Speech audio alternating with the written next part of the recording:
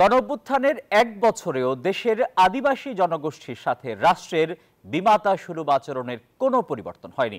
আন্তর্জাতিক আদিবাসী দিবসের আলোচনা সভায় এমন অভিযোগ বাংলাদেশ আদিবাসী ফোরামের।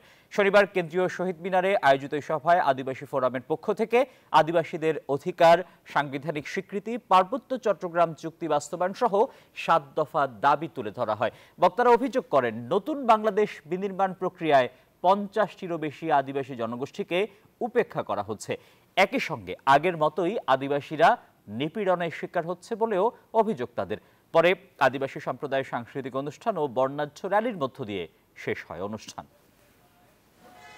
কিছু জাতিকে একেবারে ধ্বংস করে তাদেরকে তাদের উপর স্টিম রোলার চাপিয়ে দিয়ে একটা জাতি, একটা দেশ বেড়ে উঠতে পারবে না। লিঙ্গ, জাতি, গোত্র, ধর্ম সব কারণে যে বৈষম্য নিরসন করা দরকার, সেই স্লোগানগুলো আমরা আর শুনছি না, আর সেই ব্যবস্থা একেবারে দেখছি না। পার্বত্য শান্তি চুক্তি হলো, কেন সেইটা এখনো বাস্তবায়নের পথে আমরা হাঁটতে পারলাম না? অন্তর্বর্তীকালীন সরকার কেন এই চুক্তি বাস্তবায়নে অঙ্ক করে কি করেছেন এক বছরে, আর আগামীতে কি করা যায়, কেন ইতিবাচক দৃষ্টিভঙ্গি আপনি পোষণ করছেন না? বান্ডেল থাকলে প্রতি সেনমানিতে টাকা বাঁচবে। বিকাশ সেনমানি বান্ডেল কিনে জিতুন প্রতি লেনদেনে।